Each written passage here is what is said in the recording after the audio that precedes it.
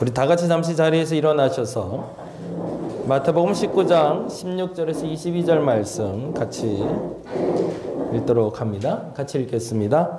어떤 사람이 주께 와서 이르되 선생님이여 내가 무슨 선한 일을 하여야 영생을 얻으리이까? 예수께서 이르시되 어찌하여 선한 일을 내게 묻느냐? 선한 이는 오직 한 분이시니라. 내가 생명에 들어가려면 계명들을 지키라. 이르되 어느 계명이오니이까? 예수께서 이르시되 살인하지 말라, 간음하지 말라, 도둑질하지 말라, 거짓 증언하지 말라. 내 부모를 공경하라, 내 이웃을 내 자신과 같이 사랑하라 하신 것이니라. 그 청년이 이르되 이 모든 것을 내가 지키었사온데 아직도 무엇이 부족하니이까? 예수께서 이르시되 내가 온전하고자 할진대 가서 내 소유를 팔아 가난한 자들에게 주라. 그리하면 하늘에서 보화가 내게 있으리라. 그리고 와서 나를 따르라 하시니 그 청년이 재물이 많음으로 이 말씀을 듣고 근심하며 가니라. 아멘. 자리에 앉아주시기 바랍니다. 오늘은 부자 청년의 선택이라는 제목으로 같이 말씀 나누려고 하고요. 나눔도서는 소방관의 선택, 사브리나 코헨 해틴의 책입니다. 요 책이고요. 아까 말씀드린 대로 한번 사서 보시거나 이제는 교회 비치해 놓겠습니다. 여러분이 꺼내서 보시면 좋을 것 같아요. 그래서 정답은 사실은 192페이지, 193페이지에 있는 게 사실은 이 책에서 말하고 있는 요지는 요 한 장에 다 담겨 있어요.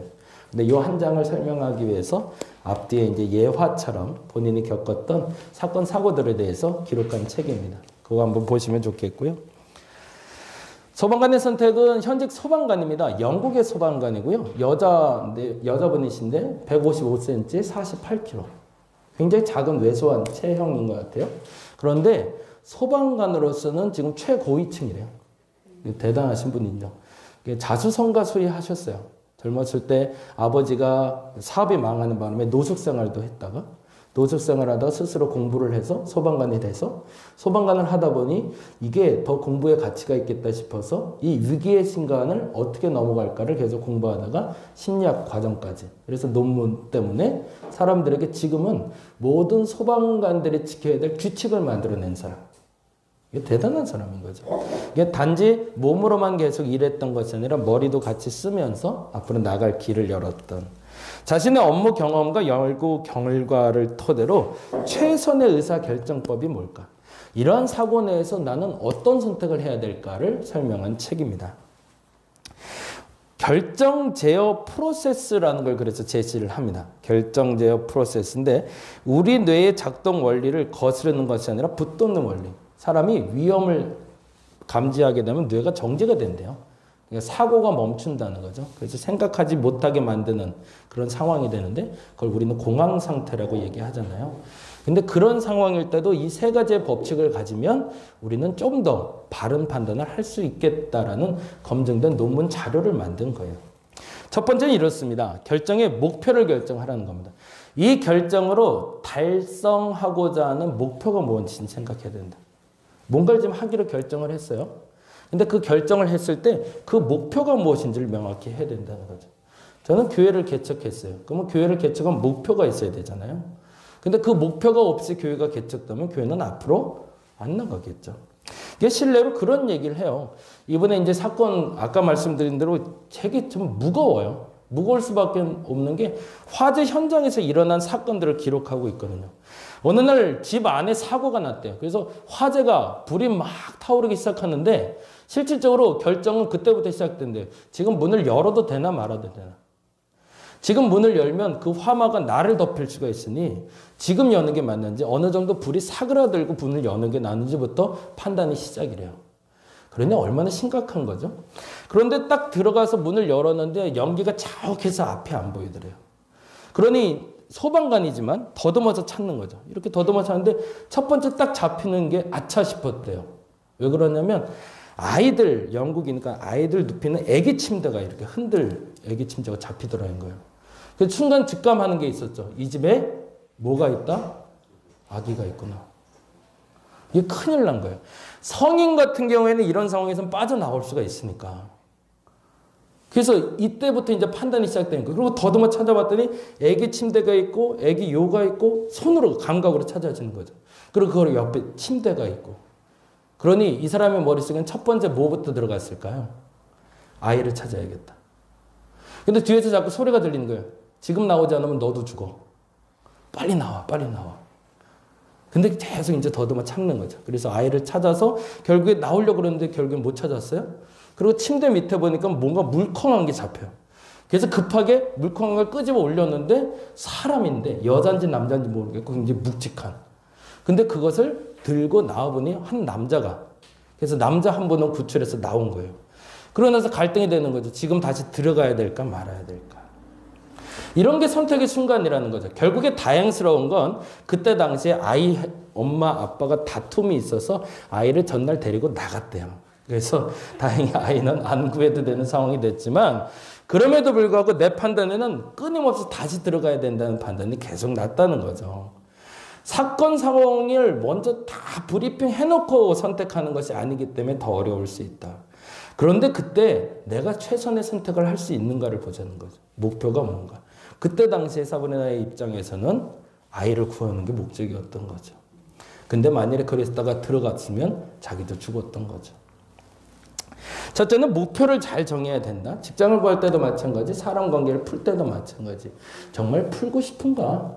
아니면 그냥 묶어놓고 싶은가? 아니면 그냥 포기하고 싶은가? 목표를 명확히 하면 그 다음부터는 쉬워진다는 거죠. 두 번째, 이 결정으로 어떤 결과가 예측되는지를 한번 생각해 보라는 겁니다. 근데 이게 그 몇 초간에 빨리빨리 판단해야 된다는 거죠. 목표를 정해놓고 그 목표가 이루어질 때까지 내가 나가는데 필요 없는 건 빨리 지워야 된다는 거죠. 그러고 나서 그 결과를 내가 잡을 수 있는지를 계속 반복해서 생각해야 된다는 거예요. 아이를 구해야겠다 생각하면 누가 뭐래도 난 아이를 구하러 들어가는 거죠. 근데 딱 상황을 봤는데 아닐 것 같은 생각이 들었대요. 근데 아까 말했던 데서 왜 그랬냐면 남자를 구해서 딱 나왔는데 죄송하지만 딱 마약을 한 사람인 거예요. 이 가정에는 그럴 일이 없겠다는 판단이 쓴 거죠. 그래서 주변을 알아봤더니 이미 나왔다는 얘기를 듣고 안 들어가게 됩니다. 그런 판단. 아이를 구해야겠다는 생각이 흩어진 건 아니죠. 근데 그 결과를 예측하기 위한 과정들을 다시 그렸던 거죠. 세 번째로 중요한 게 있습니다. 이게 제일 중요하다고 말해요. 세 번째는 이겁니다. 위험이 많은가 이득이 많은가. 결국에 그 선택을 했을 때 내게는 위험 요소가 큰가. 내가 들어가서 아이를 구하는 게 맞는가라고 결정했을 때 그게 나를 더 위협하고 있다면 들어가지 말아야 된다는 거죠. 실례로 또 하나 그런 얘기를 해요. 그 불이 나서 점점 불이 화마가 커지고 있는데 여기를 들어보니 불길이 더 커지고 있대요. 그래서 급파해서 소방차를 10대 정도를 더 보내준 거예요. 본인이 총지휘관이라. 그래서 5대가 가 있는데 10대를 더 보내줬어요. 그러고 나서 조금 늦게 본인이 도착했는데 소방관들이 불을 끄지 않고 기다리고 있는 거예요. 여기 도대체 뭐 하고 있냐고. 불이 더 커져서 지금 끄라고 했는데 왜 소방관들이 물을 뿌리지 않고 끄지 않고 있냐고 그랬더니 거기에 총지휘관이 그런 얘기를 하더래요. 사람들은 이미 다 피했습니다. 이분의 목표는 뭐였던 거죠? 그 건물이 전소된다 할지라도 사람이 구해주면 되는 거였던 거죠. 그런데 지금 들어갔다가는 소방관들이 죽습니다. 그러는 거예요. 지금 소방관들을 살리기 위해선 지금 불길이 휩싸이고 있는 저곳으로 들어갈 필요가 없고 저게 좀 잦아든 다음에 들어가는 게 맞습니다라고 판단했다는 거죠. 무엇이 이득이 되는가? 무엇이 손해가 되는가? 근데 그 손해가 그러니까 그 위험이 이득보다 크다면 하지 말아야 되는 거죠. 근데 만약 이득이 더 크다면 그 일을 하는 게 맞다. 그래서 소방관들의 쪽지로 이렇게 들고 다니게 한대요. 그때 당시에 갑자기 판단하려면 또 기억이 안 날 수도 있잖아요. 그냥 그때 같이 꺼내보는 거죠. 꺼내봐서 첫 번째, 아까 말한 대로 목표가 분명한 거예요. 사람 구하는 게 목표냐. 근데 만일에 아까 같은 지역인데 불이 막 커지고 있는데 그게 만일에 예를 공장이에요. 근데 그 공장에 너무 귀한 물건이 많아요. 그러면 사람이 아니더라도 그 물건을 꺼내는 게 먼저 우선이 될 수도 있겠죠. 그런 판단력을 위해서 첫째는 목표가 분명한가. 두 번째는 어떤 결과를 예측할 수 있는가. 정말로 그 물건을 꺼내는 것, 그리고 사람을 꺼내는 것, 어떤 게 맞는 건가. 마지막엔 아까 말씀드린 대로 그게 위험이 큰가. 아니면 이득이 큰가? 근데 대부분은 이렇게 선택했을 때라고 전제를 해서 사람들에게 나눠주고 검증을 받아봤더니 매우 효과적인 결과들이 나타났다라고 이 책은 이야기하고 있습니다. 그러니까 여러분도 한번 적어놓고 한번 무엇인가 판단하기 전에 단순하지만 한번 해보시면 좋을 것 같아요. 예를 들어서 아이들을 위한 어린이집에서 교보제를 만드는 일도 있죠. 이거 지금 만드는 게 맞을까? 남들도 다 만드니까 내가 만드는 건지, 아니면 앞으로 받을 어린이들을 위해서 미리 준비하는 건지, 복벽을 분명히 해야 되겠죠. 쓸데없는데 돈 쓰는 일이 많아지니까. 그리고 나서 예측할 수 있는 결과가 내게 득이 된다면 그 일을 시행하는 게 맞지만, 그렇지 않으면 잠깐 멈추는 게 맞다라는 거죠. 오늘 본문은 그 선택의 기로에 선 한 남자를 만나게 됩니다. 그래서 그 남자에게 예수님이 어떻게 선택하라는 선택의 조건을 제시해 주세요. 근데 그것에 대한 판단이 어떻게 되는지를 한번 보는 본문을 됩니다. 한번 볼까요? 이렇게 되어 있습니다. 16절 같이 읽어볼까요? 어떤 사람이 주께 와서 이르되 선생님이여 내가 무슨 선한 일을 하여야 영생을 얻으리까? 사실은 이 질문에서 매우 중요한 단어는 어떤 사람이란 단어와 영생이란 단어가 됩니다. 저는 이 단어가 너무 멋있다고 생각을 했어요. 찾아온 사람을 지칭할 때 어떤 사람이라고 말했다는 거예요. 이 본문은요, 마태, 마가, 누가복음에 모두 다 공통되게 기록이 되어 있습니다. 그만큼 중요한 본문이라는 거고요. 그만큼 가장 강조됐던 본문이라는 거예요. 근데 재미난 건 그 어떤 본문에도 맨 처음에 우리가 잘 아는, 예를 들어 이런 단어, 청년, 재물, 소위 부자, 청년이라는 단어가 기록되어 있지 않습니다. 그 시작점엔 어떻게 나오고 있냐면 어떤 사람이라고 되어 있어요. 이 부분이 강조하고 있는 게 있습니다. 뭐냐면 그가 처음 예수를 만나러 할 때 자신이 부자라는 걸 강조하지 않았다는 거예요.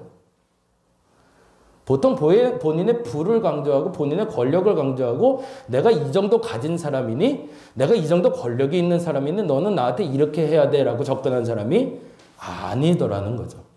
사람을 설명하는 언어라는 게 있습니다. 사람을 설명하는 언어가 있는데 김태호, 최동민이란 이름이 나를 지칭할 수도 있고요. 그 이름을 넘어선 직책이 나를 설명할 수도 있어요. 무슨 얘기인지 이해가 되시죠? 최동민 하는 것과 사회복지사 최동민 하는 것하고는 또 다른 의미가 됩니다. 뭐죠? 나를 설명하는 단어가 사회복지사가 더 클 수가 있는 거죠. 부자 청년이라고 설명하는 것과 어떤 사람이라고 설명하는 것의 가장 큰 차이는 나를 설명하는 가장 중요한 단어가 부자라는 것이 되느냐 아니면 한 남자가 되느냐의 차이가 있는 거죠. 예수께 다가온 사람은 아니었지만 사도 바울에게 다가온 사람 중에 그런 시몬이라는 사람이 있었는데 그 사람이 사도 바울이 이적을 행하는 걸 보고 찾아옵니다. 그리고 나도 그 이적을 행하게 해달라고. 근데 그의 전제가 있었어요. 내가 이만큼 돈이 있는데 이걸 너에게 줄 테니 너도 나에게 그 이적을 보여달라고 얘기해요.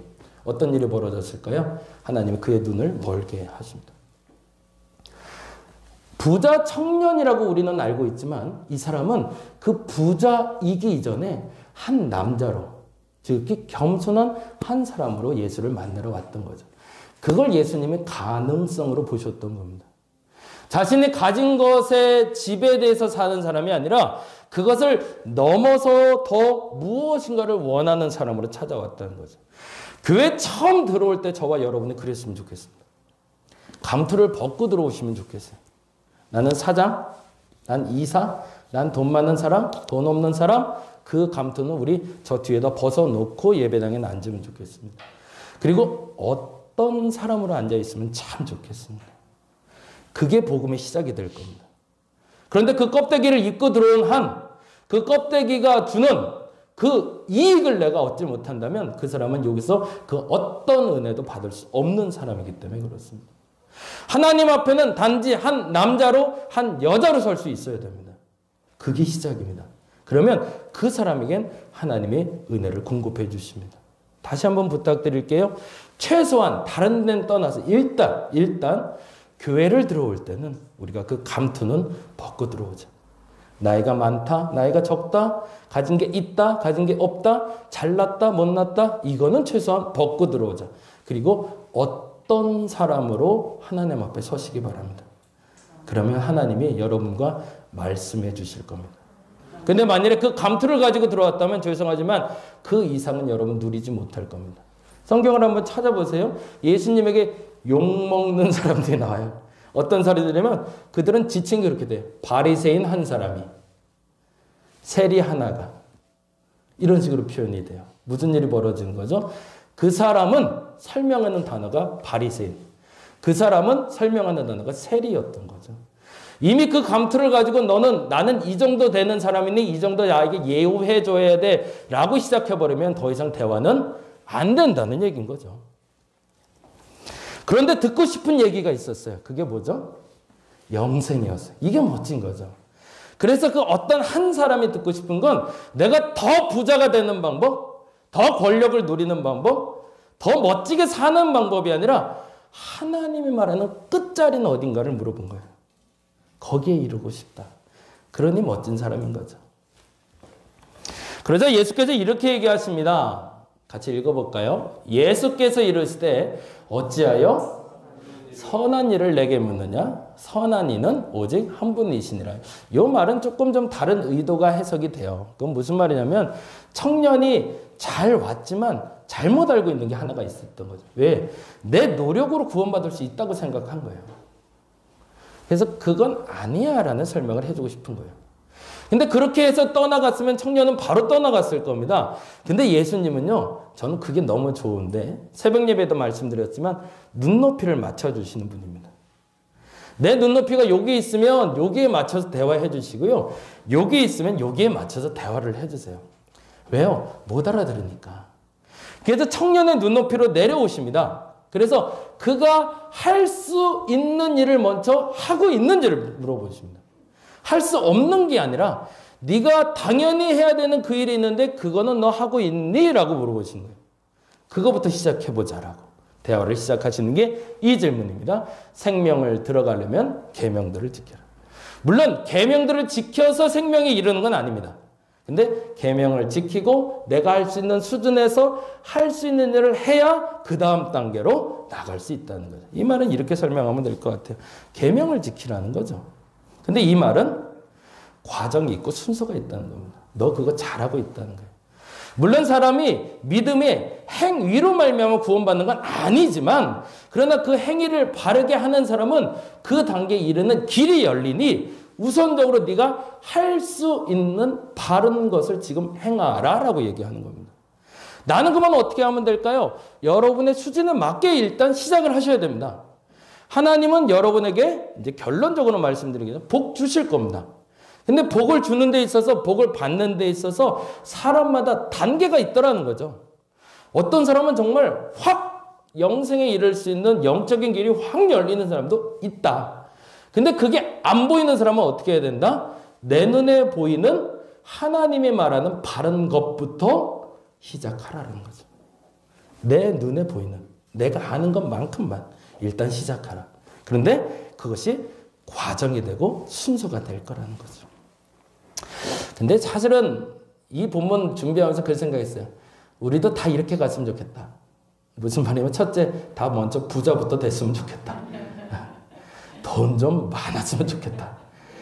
그리고 돈에 대한 걱정이 없는 상태에서 일단 전제, 돈에 대한 걱정은 일단 없고 나이도 젊어요. 너무 좋잖아요. 일단 이 상태에 이른 다음에 이 고민 됐으면 참 좋겠다. 이왕이면. 이제 한번 해보자고요. 하나님은 그 사람을 이뻐하셨는데 그 시작이 부자였고 청년이었다. 그래서 이 계명을 물어봅니다. 청년이 이렇게 물어보죠. 이르되 어느 계명입니까 도대체? 당신이 원하는 게.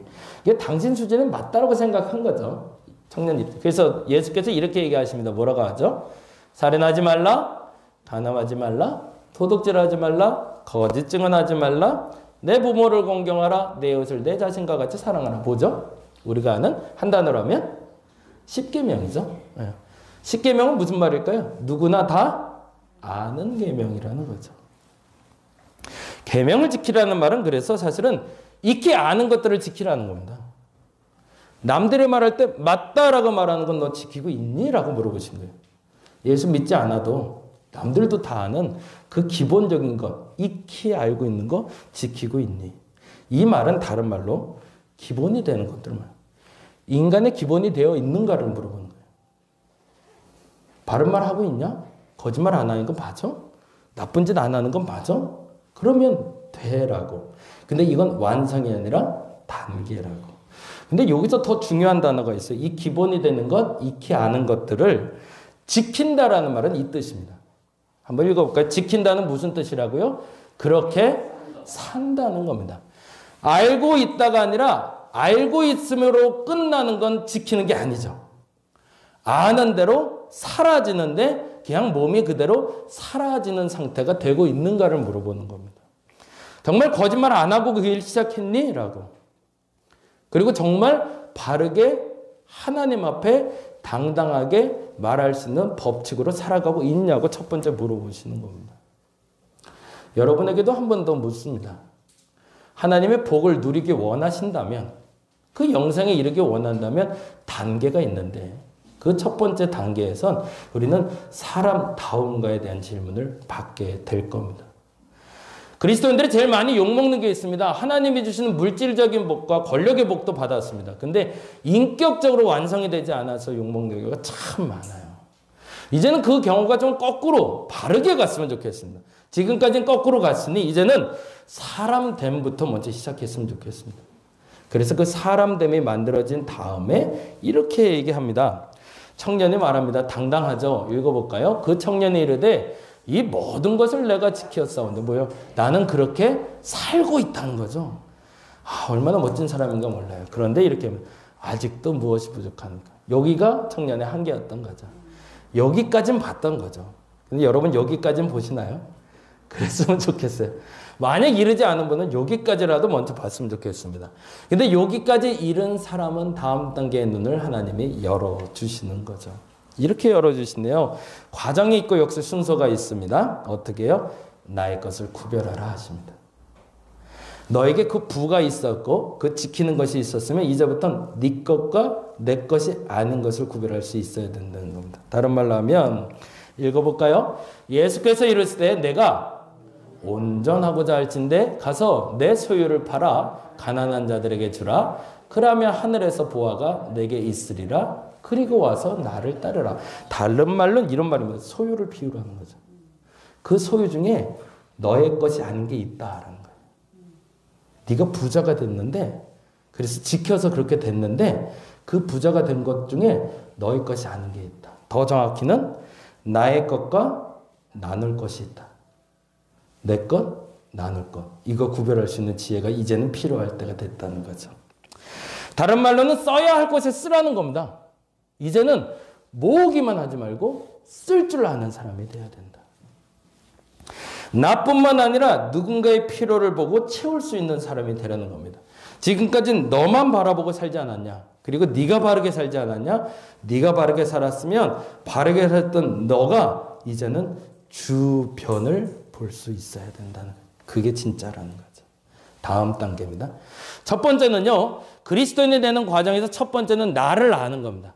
내가 잘하는 것, 내가 할 수 있는 것, 내 최선, 그래서 그 바른 것을 먼저 지켜나가는 게 첫째입니다. 그래서 하나님의 복을 누리시기 바랍니다.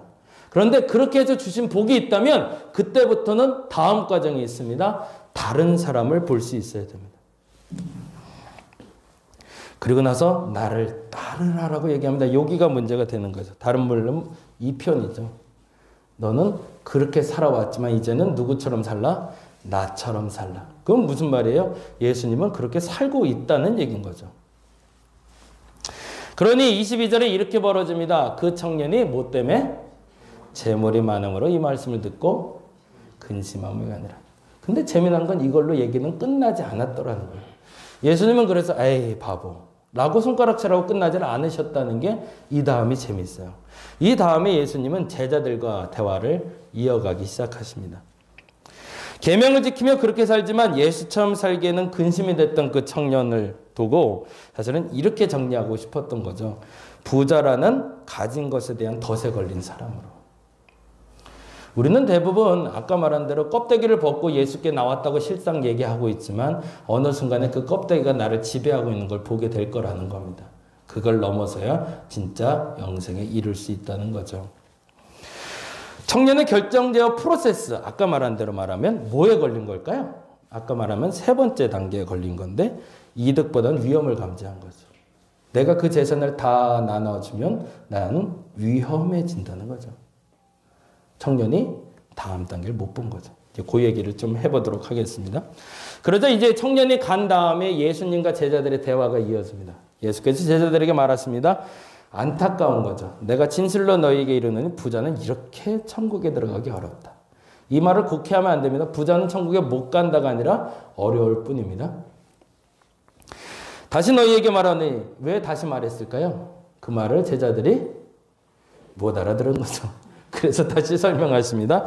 낙타가 바늘귀로 들어가는 것이 부자가 하나님 나라 들어가는 것보다 쉽다라고 얘기해요. 그건 뭐예요? 이 표현은 참 무서운 표현인데 낙타가 부자보다 낫다라는 거예요.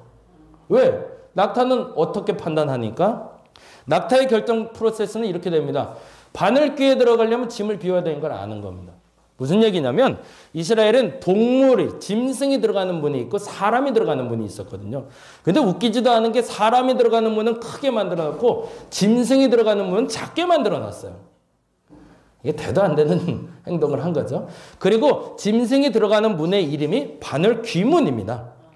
그래서 그 바늘귀문을 만들어 놓고 사람은 이쪽으로 들어가고 짐승은 이리로 들어가는 거예요. 일반 우리 매장에 가면 카트는 이쪽으로 보내고 사람은 이리로 가라고 얘기하는 것처럼 물건은 이쪽으로 사람은 이쪽으로 이렇게 나눈 거예요. 근데 문제는 낙타가 들어가기에도 좁은 문인 거예요. 그러니 낙타가 들어가려면 어떻게 해야 돼요? 당연히 낙타는 짐을 내려놔야 되는 거죠. 그리고 내 몸이 먼저 빠져나가고 빠져나간 다음에 짐을 실게끔 하는 그런 형태로 이루어진 게 바늘귀 문이었습니다. 낙타는 알고 있었던 거죠. 내가 이 문을 통과하려면 내가 가진 것을 비워야 한다는 걸. 근데 왜 부자들은 모르냐는 거죠. 이 문을 통과하려면 저걸 비우고 들어와야 되는데 근데 더 중요한 걸 몰랐던 거죠. 낙타가 짐을 비우고 문을 통과하면 그 짐은 버리고 가는 걸까요? 아니요. 그 짐은 다른 사람이 날라서 내게 다시 실어줄 겁니다.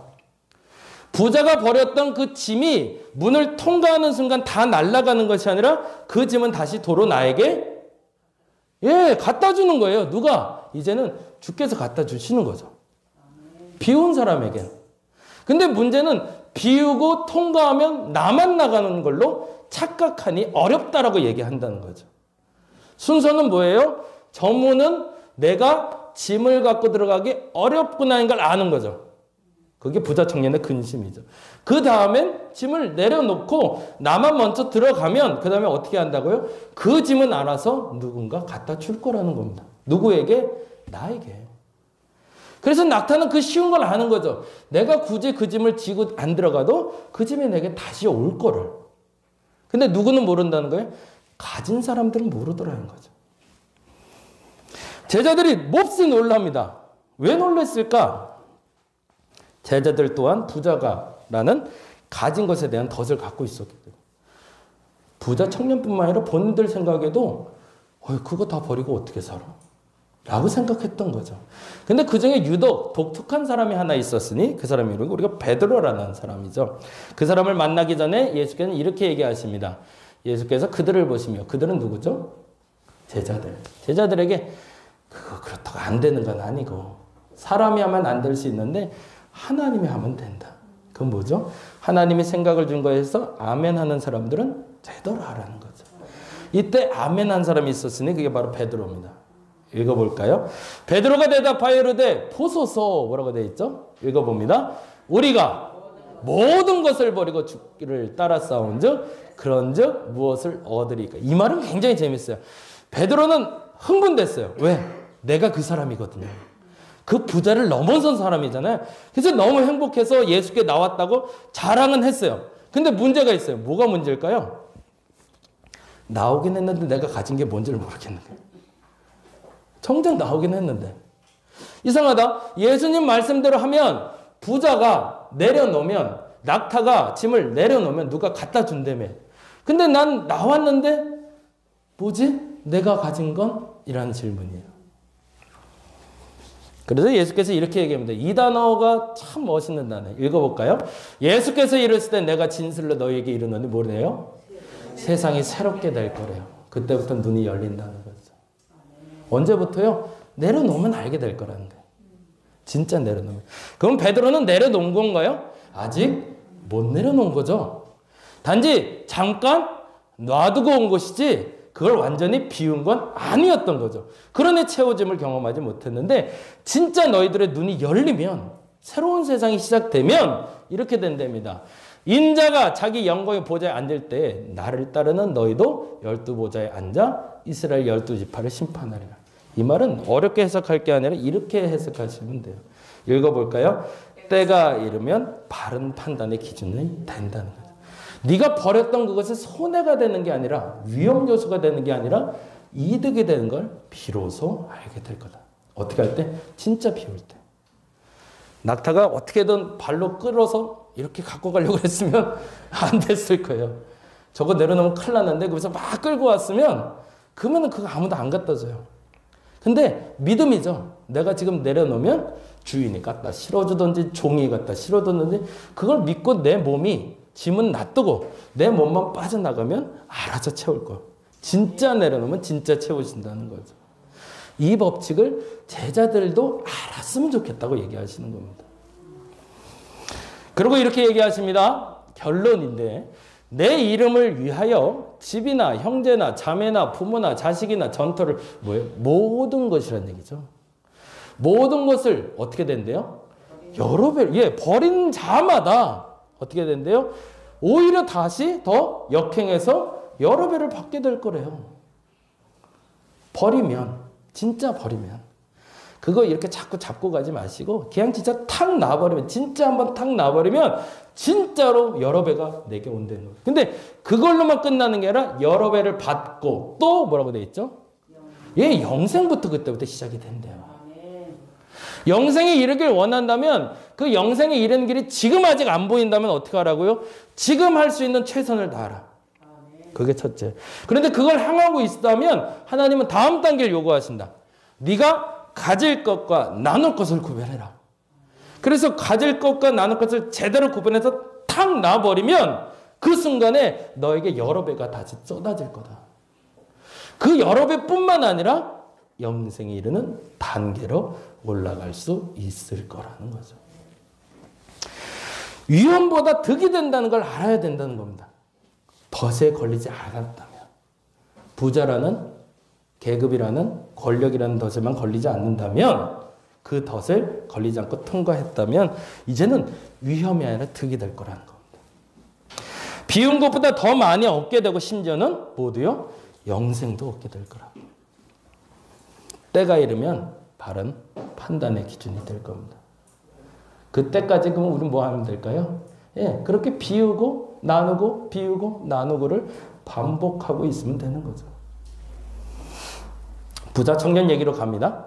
부자 청년이 근심하고 돌아가는 모습을 보고 예수께서 이야기를 끝내지 않았다는 얘기가 여기서 나와요. 예수님은 다시금 이렇게 얘기합니다. 그러나라고. 그리고 이렇게 얘기하십니다. 그러나 제자들에게 한 얘기인데요. 이 말이 일침이었어요. 뭐라고 되어 있죠? 먼저 된 자로서 나중되고 나중된 자로서 먼저 될 자. 두 가지 의미를 갖고 있습니다. 첫째 번째 의미는 뭘까요? 제자들 너희들 그렇다고 잘난 척하지 말라는 거죠. 그는 근심하고 갔고 너희는 여기 있다고 해서 너희가 그들보다 앞서다고 착각하지 마라. 어느 날 보면 갑자기 그가 그 부자 된 것을 비우고 나를 따르게 되면 너희보다 앞설 수도 있다. 그 신뢰가 누구죠? 우리가 잘 아는 바나바라는 사람과 바울이라는 사람이죠. 바나바는 뭘 비웠죠? 재산을 비웠죠. 그러니까 어떤 일이 벌어지죠? 제자들보다 앞서가기 시작하죠. 바울은 뭘 비웠죠? 본인이 가진 지식과 권력을 비웠죠. 그러자마자 하나님이 제자들보다 앞서가게 만들어버리시죠. 먼저 된 자가 나중될 수도 있고 나중된 자가 먼저 될 수도 있다. 그건 가능하다는 거죠. 근데 더 중요한 단어는 사실은 먼저 된 자가 나중되고 나중된 자가 먼저 되면 모두가 다 똑같이 그 복을 누릴 수 있다라는 얘기입니다. 나이 40에 예수 믿었으니 나이 10살에 예수 믿은 것보다는 좀 너무 늦지 않았을까? 상관없다는 얘기죠. 지금 나는 가난해서 아직 포기하지 못했는데 나는 부자라서 포기하지 못했는데 그거 너무 염려할 필요 없다는 거죠. 중요한 건 뭐죠? 지금 너희가 결단하면 절대 늦지 않았다라고 얘기하는 겁니다. 그리고 나서 이렇게 글을 기록해 놓습니다. 그 청년이 재물이 많음으로 이 말씀을 듣고 뭐라고 돼 있죠? 예, 이게 정답이라고 저는 봅니다. 그냥 포기하고 간이라면 끝난 거예요. 예, 그냥 부자로 살지 뭐. 영생, 아이 모르겠다. 그냥 이대로 살래. 이러면은 그냥 끝이에요. 근데 문제는 청년이 근심하고 갔다는 게 기회라는 겁니다. 오늘 얘기를 들었는데, 설교를 들었는데, 이게, 그렇지 뭐 좋은 얘기네. 라고 가면 끝난 거예요. 근데 이게 근심이 되시면 저는 그게 기회라고 봅니다. 하나님 왜 이게 안 되지? 라고 생각했거나, 나는 좀 하면 안 될까? 라는 생각이 들었다면 그게 기회라는 거예요. 왜요? 근심이란 마음의 생각을 품기 시작한 거기 때문에 그렇습니다. 오늘은 여기까지만이라도 갔으면 좋겠어요. 여러분 어느 단계 가셨나요? 부자 되셨나요? 그러면 너무 좋겠어요. 근데 그거 떠나서 일단 여러분에게 기회가 오셨나요? 질문할 수 있는 기회? 영생에 대한 궁금증이 생겼다면 참 좋겠습니다. 근데 여러분에게 질문이 던져질 겁니다. 비울 수 있냐고. 그거 놓고 들어올 수 있냐고. 낙타가 바늘기 들어가듯이 잠깐만 좀 내려놓을 수 있냐고 물으실 겁니다. 그럼 여러분이 아멘 할 수 있기를 바랍니다. 여기선 근심이 될 거예요. 안 될 수는 없어요. 근심이 안 되면 그건 사실은 이상한 거예요. 왜요? 우리는 단계에 따라서 성장하는 사람들이니까. 근심하셔야 됩니다. 마음의 생각을 계속 품으셔야 됩니다. 근데 어느 순간에 정말 여러분이 내려놓으시면 그 일이 폭발적으로 어떻게 일어나는지를 보게 되실 겁니다. 오늘 제목은 그래서 이렇게 정리를 해보려고 합니다. 믿음의 결정제어 프로세스를 소유하라고. 무엇이 이득일까요? 위험 요소를 끌어안고 사는 사람이 아니라 이득을 끌어안고 사는 여러분 되었으면 좋겠습니다. 신앙은요, 사실은 단순합니다. 내가 하나님 앞에 바르게 비우는 만큼 하나님은 비워진 만큼만 채우십니다. 근데 비워진 사람이 그 비움이 적으면 적은 만큼만 채우실 겁니다. 얼만큼 많이 비우고 하나님의 얼만큼 체험을 경험하는지는 사실은 나의 선택입니다. 무엇이 위험한 걸까요? 이 시간에 와서 예배 드리는 게 위험한 걸까요? 하나님 앞에 1시간씩 무릎 꿇고 기도하는 시간은 버려지는 시간일까요? 아니라는 겁니다. 그 시간을 여러분이 소유하셔서 진짜 하나님이 주시는 참된 득을 누릴 수 있는 저와 여러분 되시기를 간절히 바랍니다. 기도하겠습니다.